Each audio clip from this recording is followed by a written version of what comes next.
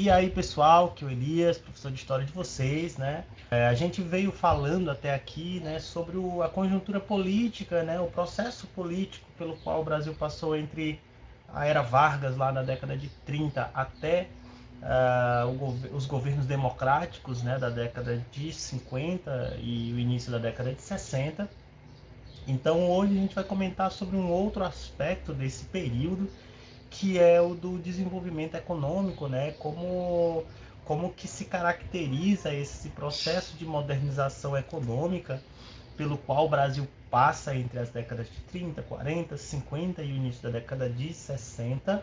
E claro, né, todas as contradições que esse processo de modernização ele traz, né? Então, é importante a gente pensar esse período, né, como marcado por muitos avanços em diversas áreas, mas também alguns recursos e problemas, né, fundamentais. Tá? Faça a leitura, a gente vai ver parte por parte, né? Vamos iniciar pela Era Vargas, né? Vamos chamar assim a Era Vargas, e todo o processo de modernização, industrialização, desenvolvimento econômico que esse período ele produziu, mas também discutir sobre as contradições desse período também, né? As mazelas sociais que permaneceram e aquelas que se aprofundaram ao longo dessas décadas, tá? Então, façam a leitura do tema, tá? Anotem, façam as anotações que forem necessárias, leiam com bastante atenção, e qualquer dúvida, seja na leitura, seja no vídeo, me envia lá no Google Class, que aí eu vou responder e aí a gente vai dialogando, tá? Então vamos lá para nossa aula. Então, pessoal, o que a gente tem, né, no Brasil é um processo de modernização, né? E quando a gente fala de modernização, é importante a gente pensar esse termo no sentido amplo. A gente está falando de modernização tecnológica, nós estamos falando de modernização econômica, né? A economia do Brasil se modernizando, se transformando, o processo de industrialização que segue essa modernização, a urbanização também que se caracteriza, né, por essa modernização, mas uma modernização que é em si muito contraditória, né, tendo em vista que há um processo de modernização, mas ao mesmo tempo um processo de aprofundamento das desigualdades sociais, de exclusão social, uma modernização muito centralizada, uma modernização desigual. Então, tudo isso é importante a gente ter em mente para poder entender, né, de forma mais ampla esse processo de modernização, né? O Brasil ele é marcado por um longo processo que chega até nós hoje, né? Um amplo processo de modernização, mas uma modernização que é em essência excludente, né? Que é contraditória, né? Que avança em determinados sentidos, mas que recua em outros sentidos. Então, quer dizer, é importante a gente ter esse conhecimento para a gente poder compreender essa modernização. Para isso, a gente começa lá na Era Vargas, né? A Era Vargas tentando aqui entender, né, ou caracterizar a economia brasileira naquele momento, né? E claro que o processo de modernização econômica ela vem, né, em decorrência dessa conjuntura econômica pela qual o Brasil vivia na década de 30, vamos botar assim. Então, olha só, até o início dos anos 30, o que a gente tinha? O Brasil ele era uma economia majoritariamente agroexportadora, né? Quer dizer, a produção agrícola ela se sobrepunha a todos os outros setores, né, da economia. Uma economia agrícola muito fundamentada ainda na lógica da monocultura, né, da cultura de um único produto em um sistema produtivo extensivo, né, constante e intensivo também, baseado também no latifúndio, na grande propriedade de terra, que é uma característica que na verdade permanece até os dias de hoje, né? Então a ideia de grandes latifúndios, né, de grandes propriedades de terra, terras extremamente extensas, é uma característica desse período inicial aí, né, até a década de 20, até a década de 30 principalmente, né? Só a gente lembrar que durante os primeiros 30 anos da República, nós temos aí a chamada República oligarca, a República do Café com Leite, né? Então, demonstrando que esse aspecto agroexportador, né, monocultor e latifundiário, ele permanecia. Outra característica muito importante dessa economia nesse momento é a hierarquia social que era colocada aí, né? E que fundamentava as relações sociais de certa forma.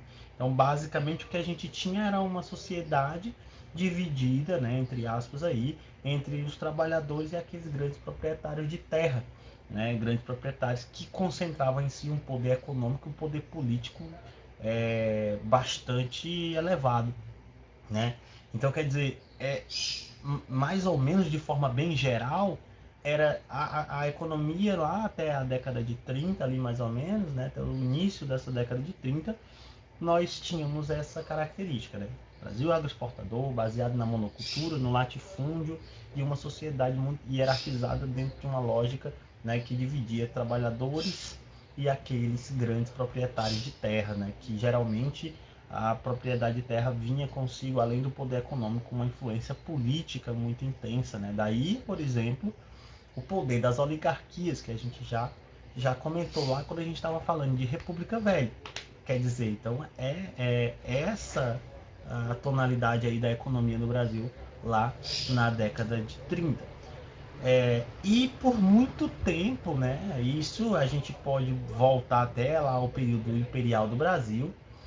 O Brasil ele vivia, né, na dependência de um modelo agroexportador. Então, produzia-se para exportar. Então, a agricultura no Brasil, ela fundamentalmente ela era produzida para exportação, não para o mercado interno. Então, a gente pensa no café, quando a gente pensa, sei lá, se você voltar lá atrás ainda, né, no período colonial, por exemplo, a gente tem a cana, né, que também era feita para exportação. Então, o café, o cacau, a soja, posteriormente, foram produtos que vão ser desenvolvidos, né, de agricultura, produtos agrícolas que eram cultivados principalmente para exportação, né, com esse objetivo claro, tá?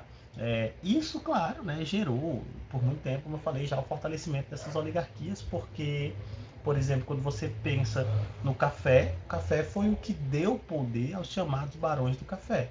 Então, esse poder dado por essa importância econômica desses produtos, ele era convertido não apenas em poder econômico, mas poder político também. Não é à toa que as oligarquias cafeeiras, né, governaram a Primeira República até a década de 30, mais ou menos. Né? Então quer dizer, esse fortalecimento está ligado a esse modelo econômico extremamente dependente desses produtos agrários, esses produtos agrícolas que eram exportados. Não é à toa que, por exemplo, na década de 30, quando você tem a crise de 1929, uma queda drástica nas exportações, né, de café, vai fazer com que o Brasil passasse a buscar outros meios aí, né, de fortalecer a sua economia, de certa forma desviando um pouco desse modelo, né, exclusivamente agroexportador, assim, né, em que a exportação principalmente o Brasil, né, que trazia aí um produto, basicamente um produto, né, com grande demanda, que era o café. Então, quer dizer, isso vai mudar. Olha só, como eu falei, né? Então, a redução na exportação de café, né? A dificuldade de importar industrializados, tá? Revelavam que o Brasil precisava passar por algumas reformas econômicas, né? Quando você tem a crise de 29, pessoal, o preço do café ele vai, né, cair muito. O Vargas, inclusive, chega a comprar milhões de sacas de café dos proprietários para evitar o para evitar que o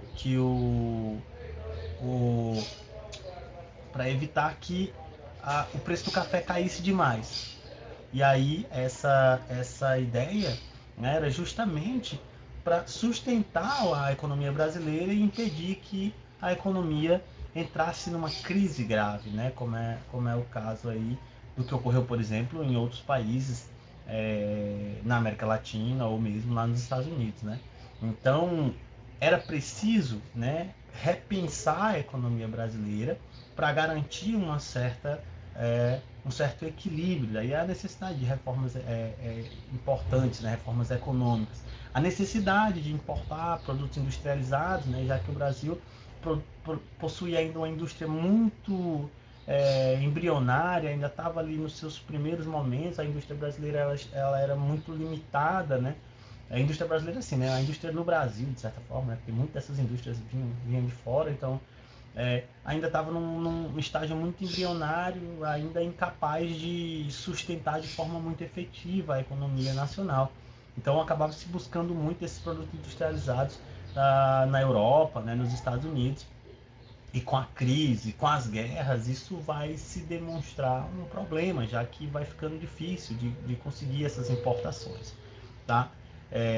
E aí que você vai ter o Vargas, né? O Vargas que vai, na década de 30, mirar os seus esforços e a sua política econômica num processo acelerado de industrialização, né? Um processo de industrialização nacionalista. É importante lembrar disso, né? Quando a gente pensa no Vargas, é importante pensar numa política econômica de industrialização, mas uma política econômica de industrialização fundamentada no ideal nacionalista, né? O Vargas queria desenvolver a indústria nacional, a indústria local, né? E ao mesmo tempo a diversificação da produção, né? Não apenas a indústria de um único setor, de um único produto, né? E isso vale tanto para a produção industrial como para a produção agrícola, né? Então a ideia de diversificar a produção, ela trazia a possibilidade de você ter diversos produtos que garantissem uma base mais sólida para essa economia.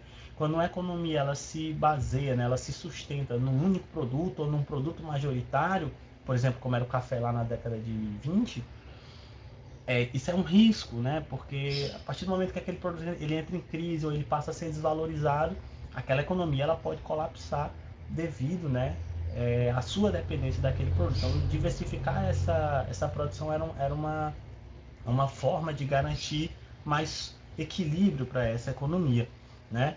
E o Vargas ele vai, né, investir muito nesse processo de industrialização e a gente vai ver o que um processo de industrialização que vai se aprofundando e que vai ganhando forma ao longo da década de 30, principalmente nas áreas ali do Sudeste, né, ali do Rio e principalmente Rio e São Paulo, né? Rio e São Paulo vão ser o eixo da elite industrial no Brasil, né? Não é à toa que vai atrair mão de obra vinda de diversas partes do Brasil, principalmente Norte e Nordeste, né? Que vão migrar para trabalhar, né, nessas indústrias, nessas fábricas que começavam a surgir ali no eixo Rio-São Paulo ao longo da década de 1930, 1940 e assim por diante. Então, acho que acaba que todo mundo já ouviu falar nesse esquema de migração de nordestinos para a região ali de São Paulo, do Rio de Janeiro, principalmente São Paulo, né, que era que é o maior polo industrial, né? E muita dessa mão de obra foi absorvida nessas indústrias, né? Até se fala, né, que de certa forma quem construiu, né, essas cidades foram esses imigrantes, por conta desse fluxo bastante intenso de imigração e também por essas cidades sediarem, né, essa, esse conglomerado industrial, de certa forma, tá? Então, quer dizer, você vai ter um processo de industrialização já de cara bastante desigual, né?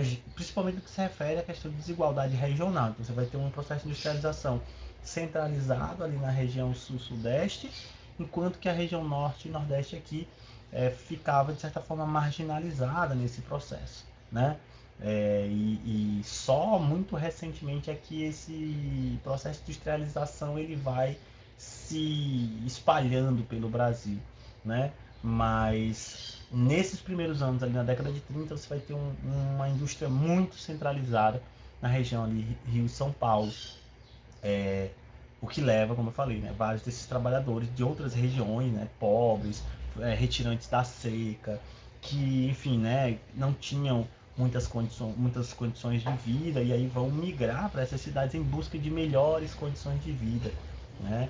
Tem até um poema do Patativa do Assaré chamado A Triste Partida, que também que relata muito disso, né? Então, quer dizer, você tem esse processo aí de migração. A gente vai ver um contingente, né, de populações bastante pobres vindo para essa região onde vão ser bastante explorados, né? E onde, na verdade, essas desigualdades vão se aprofundar ainda mais, né? Então, quer dizer, aqui começam as primeiras contradições desse modelo de modernização, desse processo de modernização.